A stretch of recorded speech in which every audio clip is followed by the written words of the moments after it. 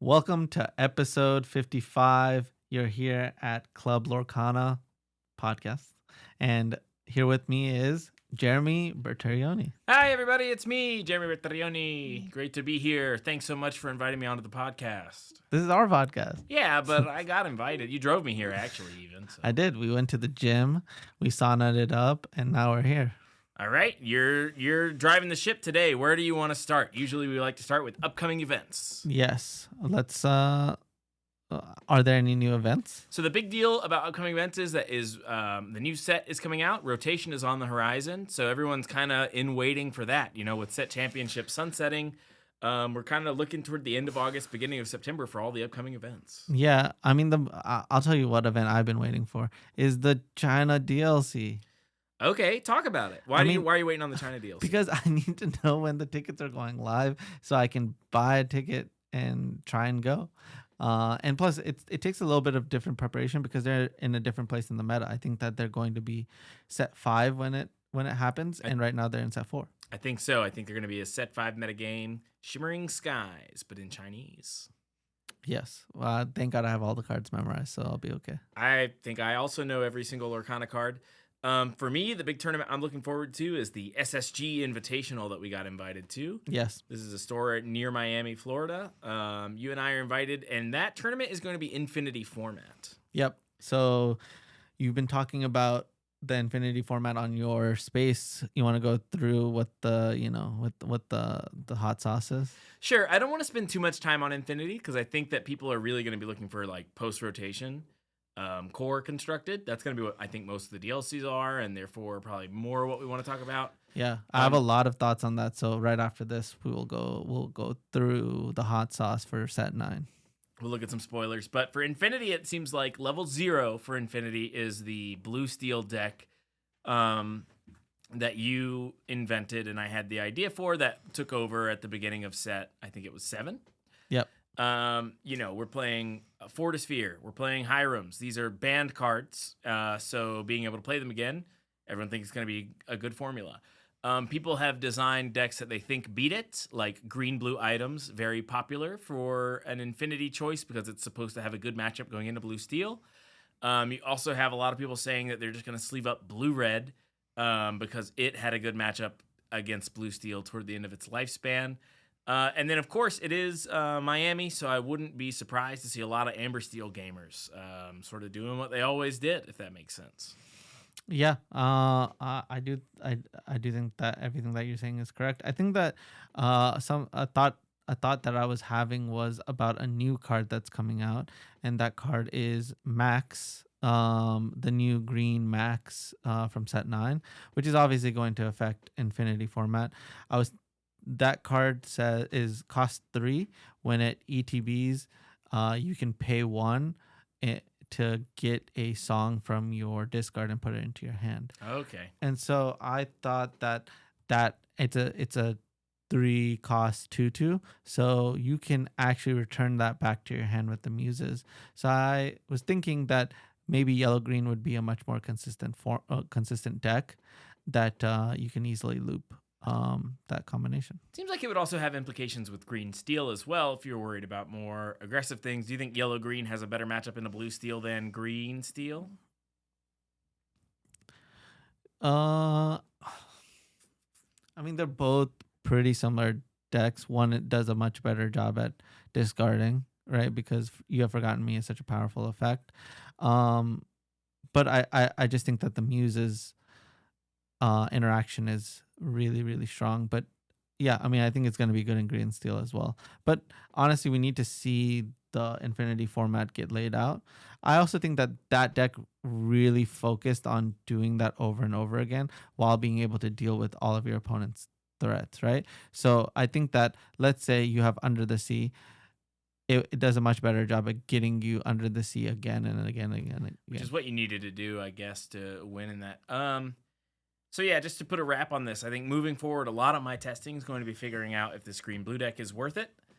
If it has a really good matchup against most blue-steel players, I think it might be a good call for this tournament because I really do believe that a lot of people are showing up with blue-steel at this tournament.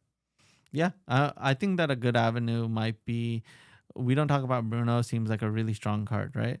Muses, Max. We don't talk about Bruno. Seems like a really cool strategy to potentially deal with any threat that Blue Steel has or any other deck has. Radigan's Marvelous Trap. You have to beat it. I mean, that's a buy.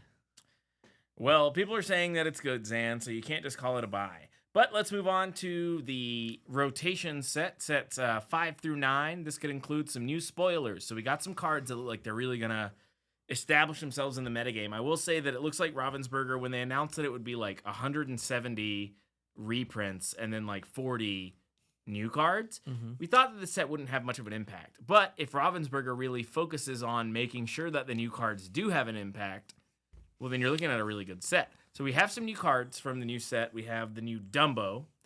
This is a 4-ink, inkable, 3/3. I believe it quests for 2. But anyway, it gives all of your evasives the ability to pay 1, gain a lore, and draw a card. So now your evasives can, basically, this is my family for 1 ink.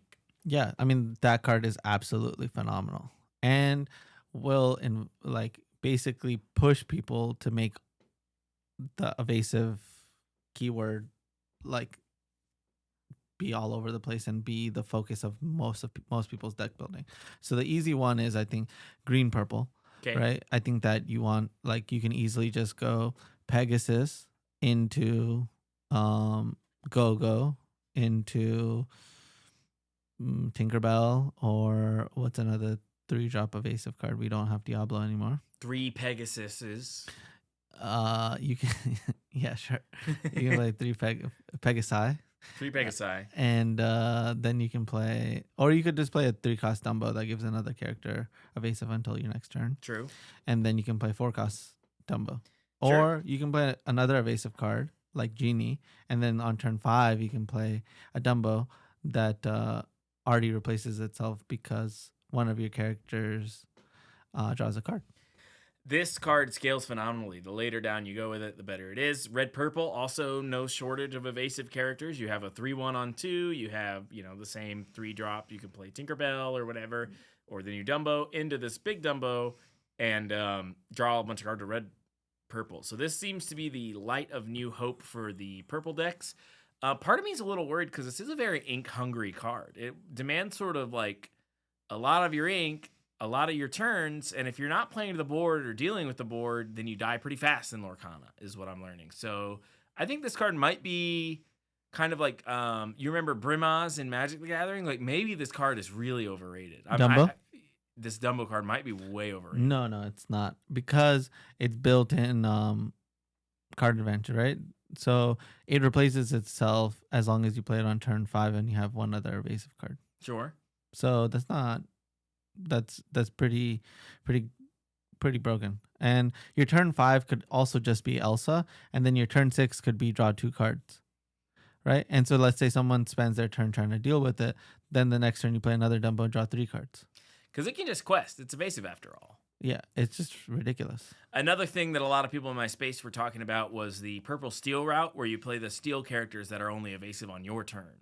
Yes, and that's the route I think is going to be the best.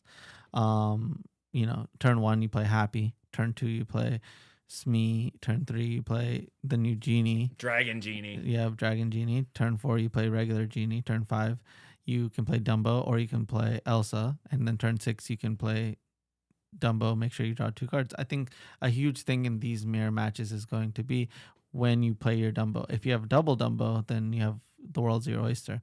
But I think the card that is going to be the most important, the reason why if I'm playing these shells, I'm leaning towards purple steel, is Tug of War. Talk to me about Tug of War. So Tug of War is an action that costs 5. It is inkable. You can choose between the 2. You can do 1 damage to each of your opponent's characters. Fine, not good. Or you can do 3 damage to each of your opponent's characters with evasive. That's the mode that we're talking about.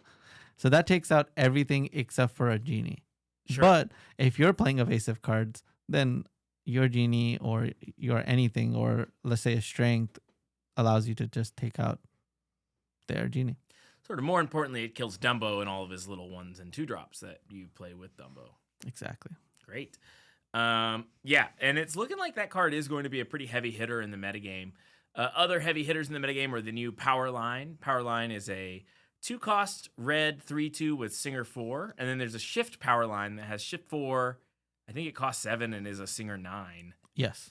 Huge jumps in Singer to where, like, on turn 4 now, you can sing any song in the game, including a lot of the Sing Together songs. Yep. Just to my mind, like, I'm thinking maybe Dig a Little Deeper, maybe What's that mob card?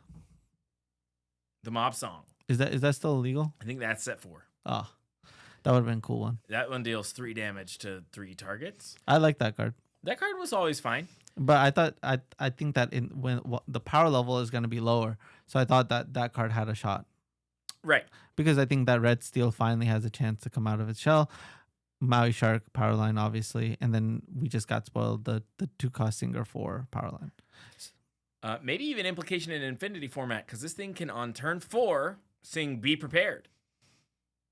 And even has a bunch of looks at it, because when you sing a song, you get to look at the top certain number of cards of your library and sing, or deck, and then you sing a song out of there that costs, I think. Well, that brings us to Lorcana Villain, right? Lorcana Villain had a tweet yesterday that was like, I don't have Be Prepared as my card that I'm going to spoil. Yes. So, why would Lorcana Villain make that tweet? Because he's the Be Prepared guy. He is the Be Prepared guy. But I think that, that gets the crowd, like, thinking of, like, okay, why would he say that? Why would he say that? Why would he say that? We need what? We need a way to wipe the board. That Be Prepared did. So I think that I really think that he's going to get a new board wipe. I'm not certain that if we get a new board wipe, it's going to be a song. I could see a 6-ink uninkable board wipe that's not a song. Yes. Why would it cost 6 though? Well, being a song makes things more expensive. I see. So if it's not a song, but what if it's an inkable? Then it could be an inkable 7 cost. I think it should be inkable 7 cost. Not a song. Not a song. And I think that that way we would I think that Be Prepared is one of those cards that you are forced to hold no matter what. Mm-hmm. And I would like for people to be able to ink their board wipe. And that could be a potential mistake. Definitely a lot of skill testing when it comes to inking board wipes. So right now we're fully into speculation on the next set. Let's talk about other cards that we're seeing. We talked about Powerline. We talked about Dumbo. I think the last sort of really big important one is the new Lilo. Oh, yes. The Lilo is so good. Let's talk about what it does. Great. Let's talk about what it does. I'm going to just go ahead and guess about what it does. I'll tell you what it does. Okay. Okay. It's a 3-cost inkable steel card that when it enters the battlefield, ETB, it gives all characters +2 challenger. I found it. It gives all. Does it say all other characters or all characters? You gotta quit saying ETB because in Lorcana it's always when you play it. Okay. When you play it, all of your other characters get challenger 2. WYP. Okay. The WYP is to give all your characters +2. Okay. Does it include itself? No, but it doesn't have rush, so that doesn't come up very often. The reason why I was asking was because if I did give it a rush, I would want to know if it has. Nope, your other characters gain challenger +2. Okay, other characters get +2, and then it has some other really cool text. Very interesting text. It says whenever this character quests, so it's a 3-ink 2/2 quest for 1. Chosen alien character gains challenger 2, and this character can challenge ready characters this turn. That part is super cool. Gives like another character +2, and then they can attack a ready character. So then your question becomes, what are some good aliens? Well, in Steel, we have the Nathaniel Flint. This is the 3/3 for 2 that quests for 2 that you can only play if you've damaged one of their characters. This turn. We have Stitch, the Troublemaker. This is a 4-cost 3/4 Stitch that whenever it banishes something in a challenge, you gain a Lord draw card. Now, this is some serious synergy between Lilo that and is Stitch. Super synergy in the same color. In the same color, in the same movie franchise. So good. I mean, it's Lilo and Stitch. Yeah, it's really good. The thing about it is that you just see it all coming. So what I really wish is that the 2 cost uninkable Stitch with Rush was still legal. The 3-1. So I feel like if like they designed this card, I feel like that card is coming back.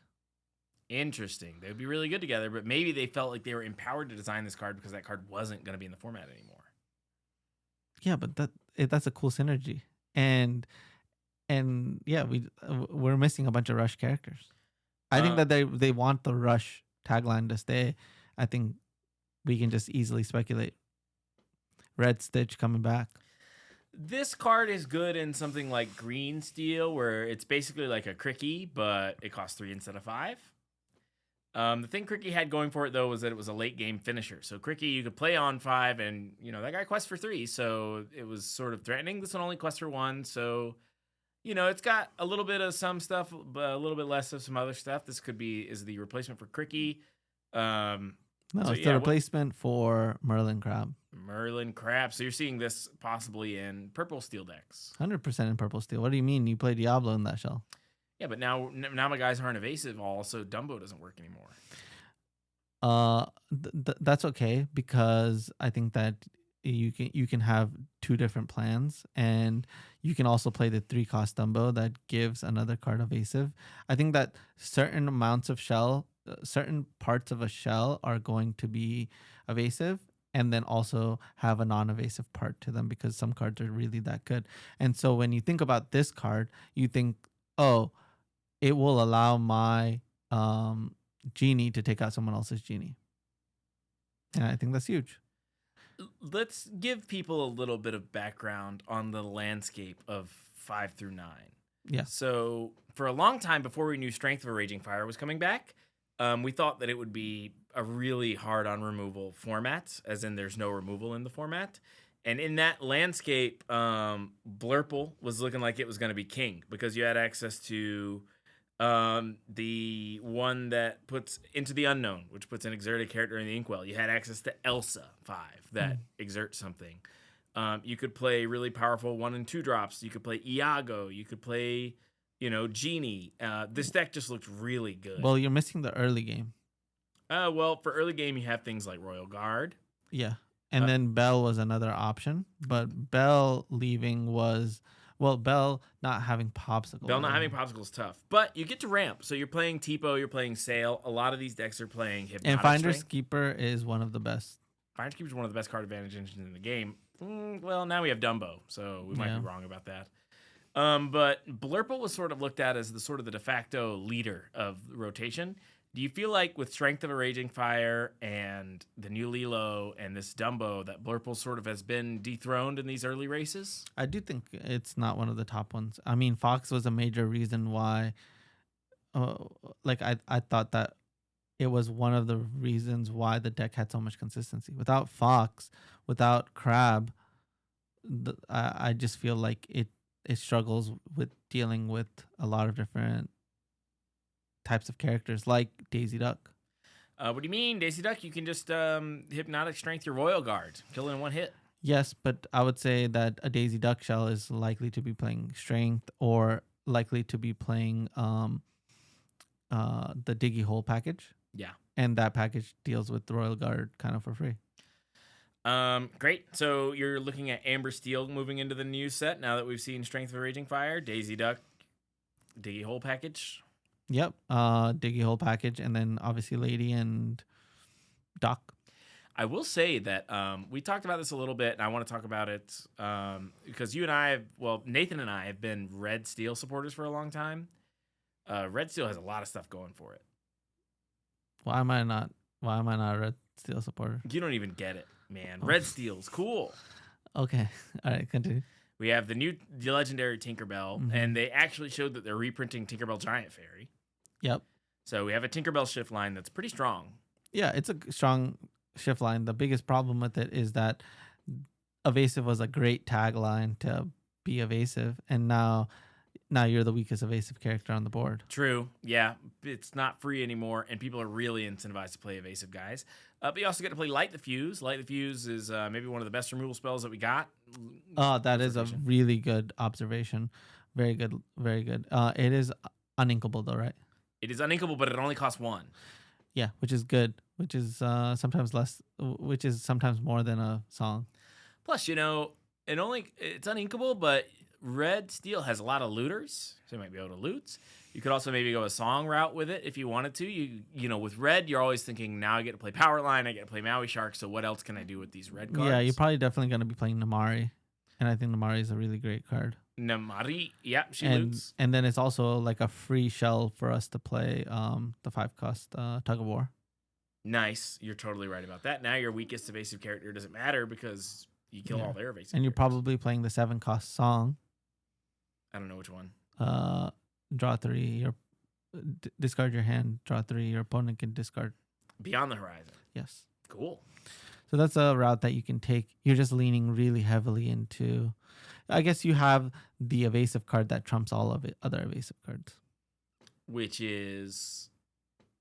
Maui Shark. Brave Little Tailor. Oh, yeah, Maui Shark. I was like, Mickey Mouse, Brave Little Tailor's back? No. We do have a shift Mickey that turns into a Brave Little Tailor if it's got a card under it.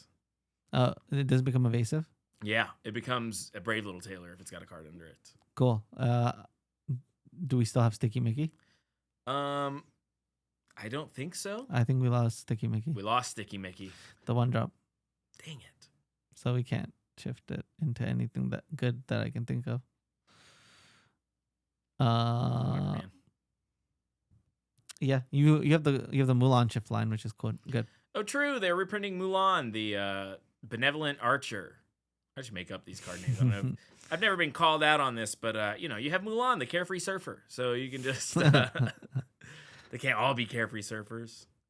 Yeah, I think Mulan does a good job at getting rid of cards. I always envision Red Steel as a dock shell because you just need to be able to deal with the early game. So Happy helps you deal with the early game. I can imagine you playing Genie, the 3-drop dragon. That card is, I think, going to be really important in this new meta game. I completely agree. And then we're obviously going to be playing Dwarven Mine and Dock, which allows us to deal with the early game, and then we tie it in with Tinkerbell and Tug of War. And then So Blurple, Red Steel, Purple Steel. Are there any other combinations that you want to talk about? People are, fans of certain ones. So where are some of the Green classic? Purple. Okay, Green Purple. Well, that's one that you already pointed out was like a really powerful. Yeah, and Blurple. Double shell. Blurple is definitely going to still be sticking around. Of course. The biggest observation that you pointed out, I think, was another removal, like a good removal spell in Red Steel.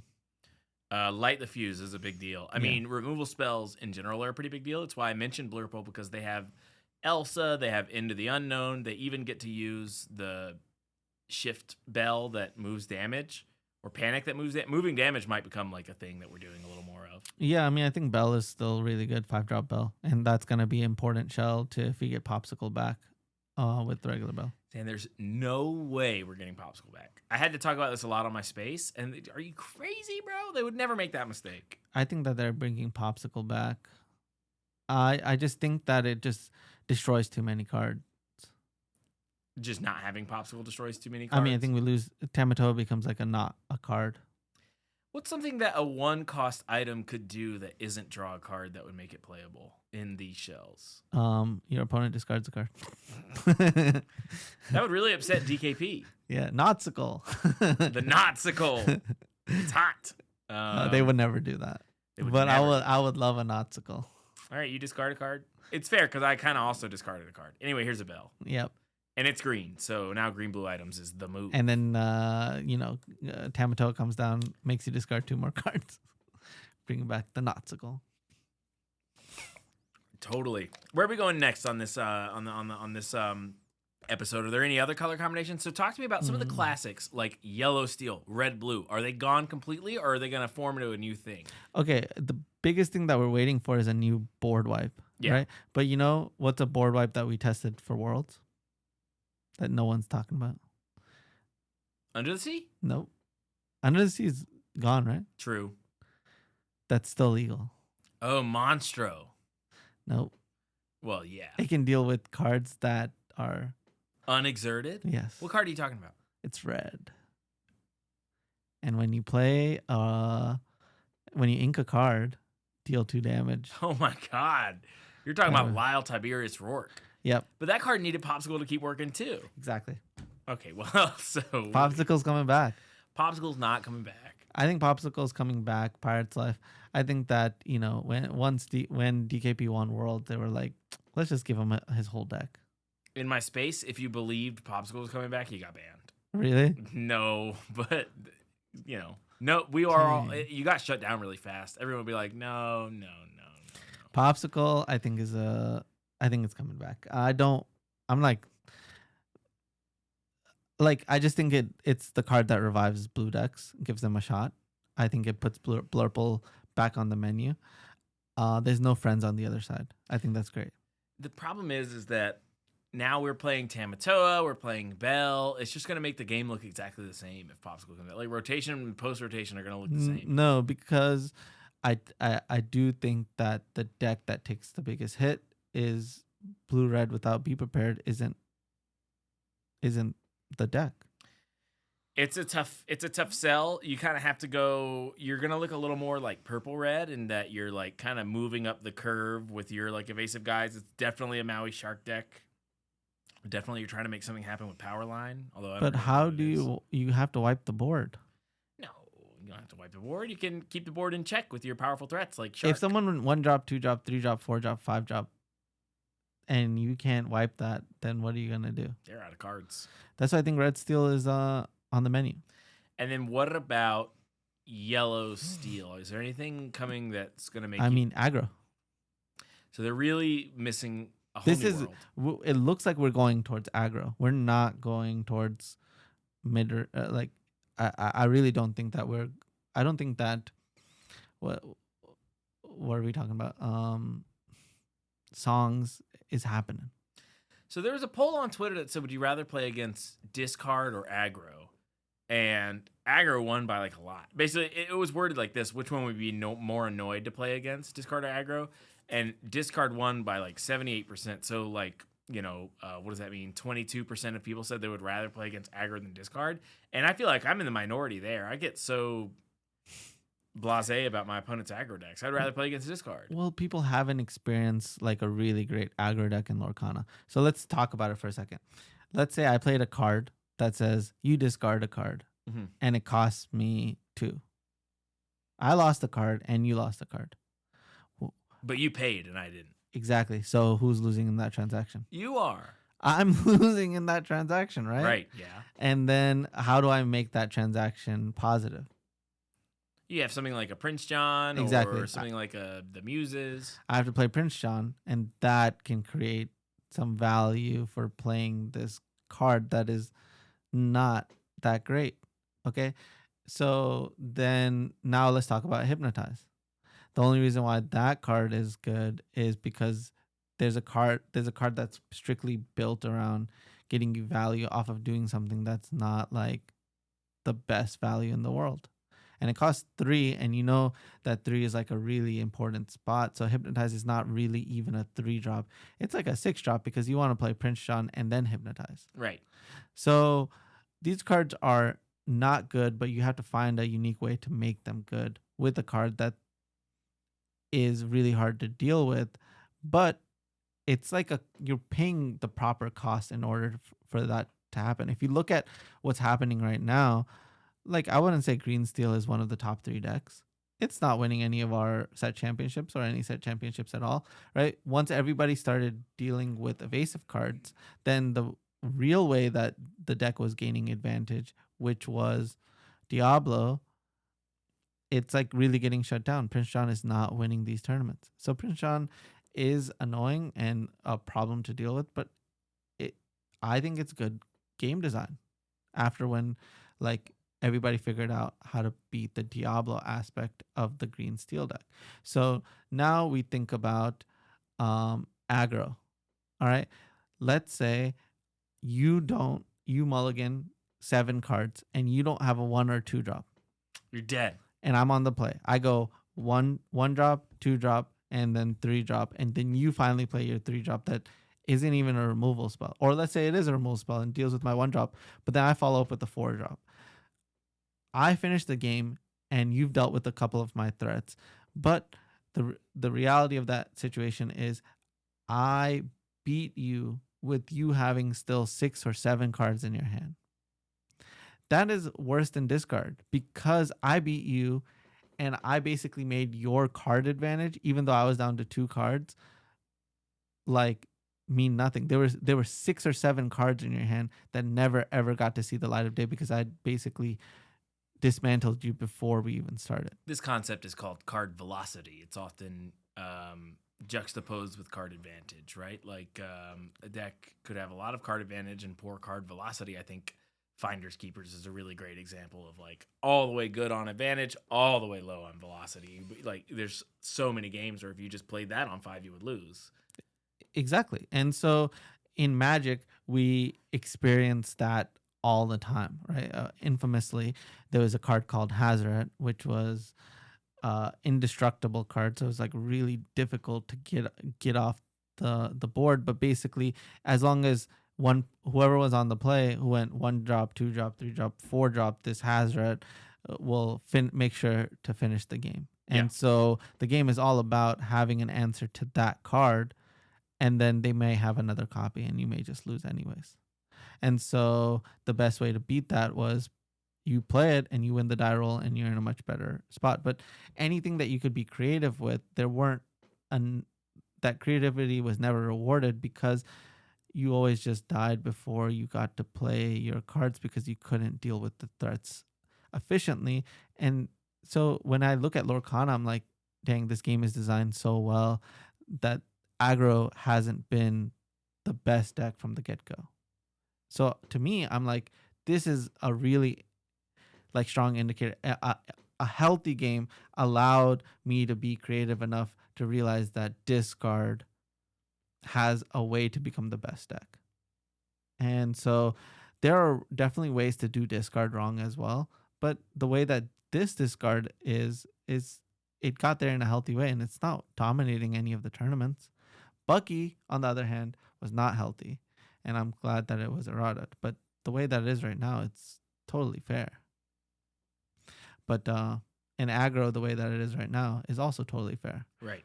All right. Basically, in the aggro wars, the aggro deck that has the ability to change who's winning based off of being able to deal with your opponent's threats in an efficient manner, it ends up usually being the best one, and that's either purple steel or amber steel. I was about to say amber steel is definitely a front runner in that regard. Yeah, man. Cool. Good stuff. Oh, this is great. We're back in our rhythm where it's just you and me, and we get to really get in depth on some concepts. Yeah. I mean, we've been doing TCGs our whole lives. Wouldn't you say that those cards already exist, though? I feel like Daisy Duck, the new 3-drop lady that puts a 2-drop in play.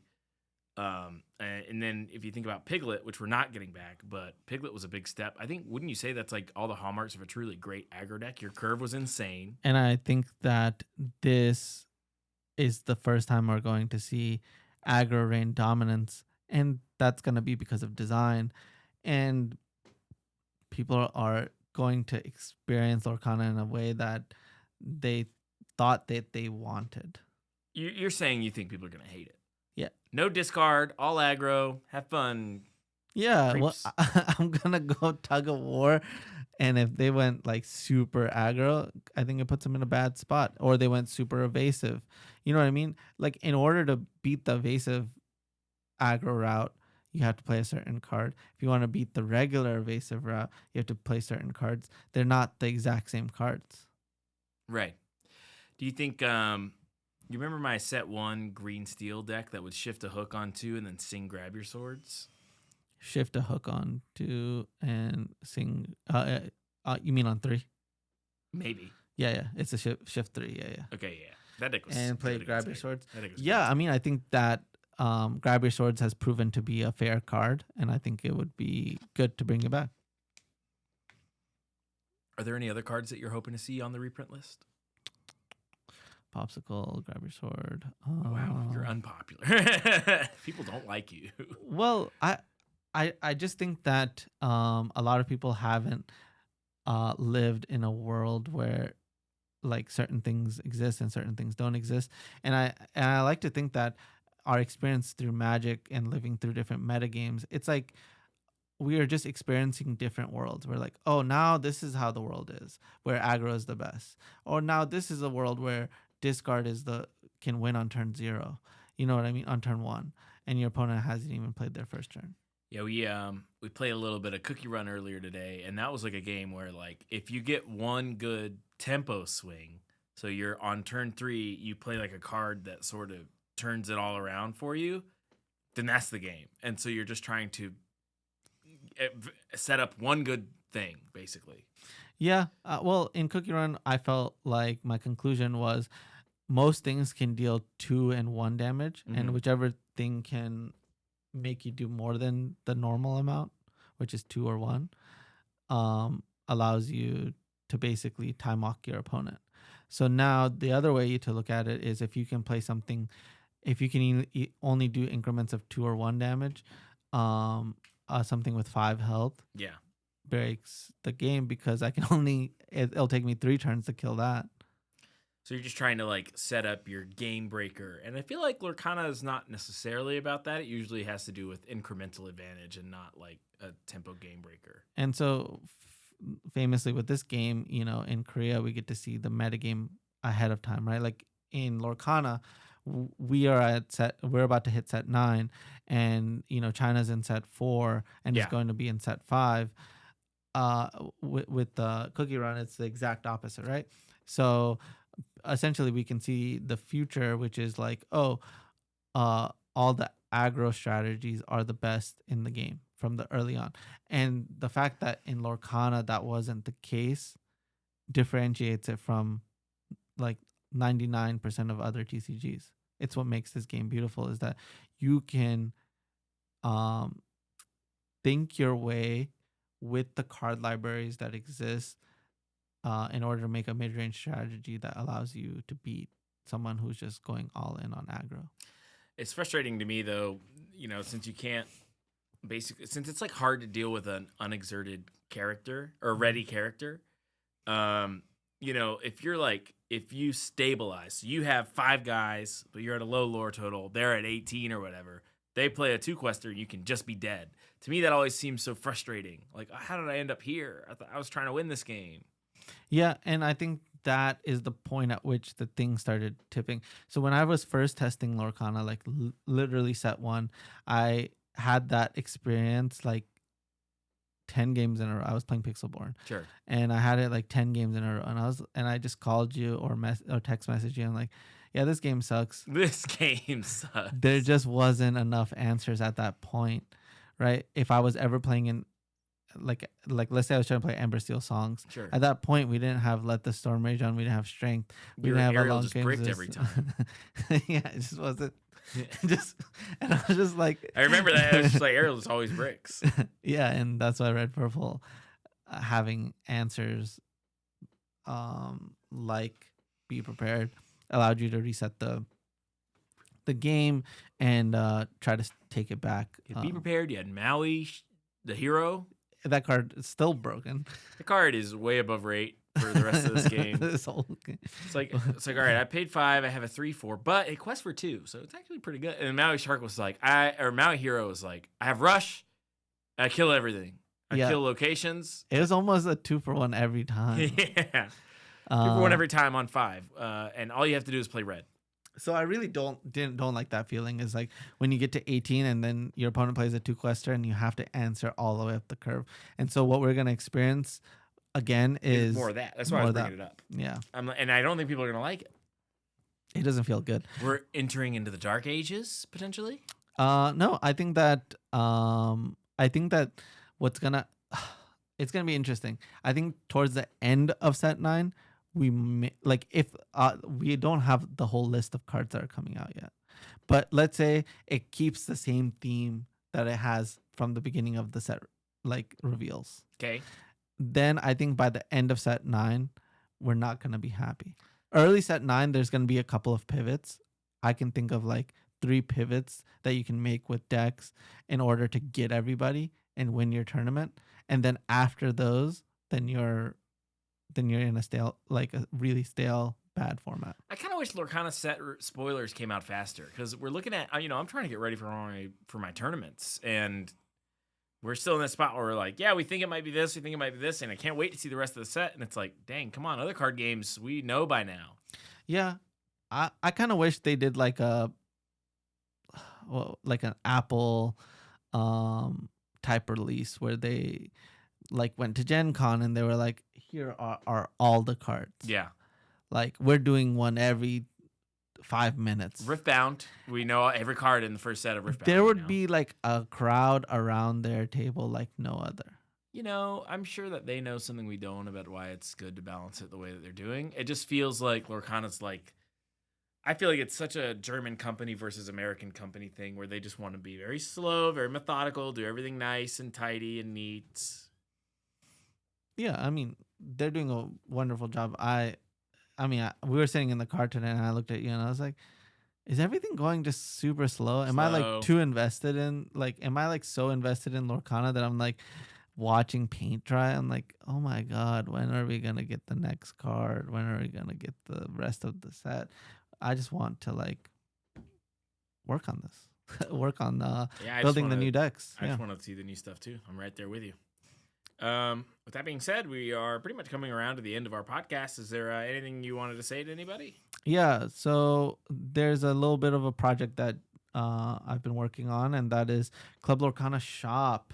So I just wanted to talk about it a little bit. We'll probably try and release it in the next episode or the episode after.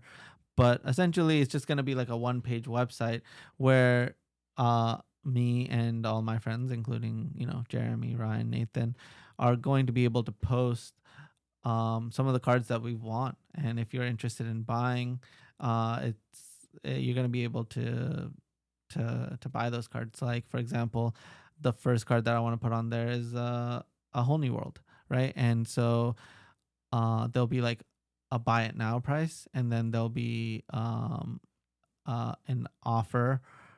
Send your offer, and we'll review it. And yeah, basically, we think that like the best way to like move our cards is like with the community, and like just like being like, essentially there's like a middleman component, right? Like when we go to these tournaments and we win some of these cards, there are vendors that would like to buy some of these cards, but they usually buy them at like 50 to 70% off, and then they go back and sell it to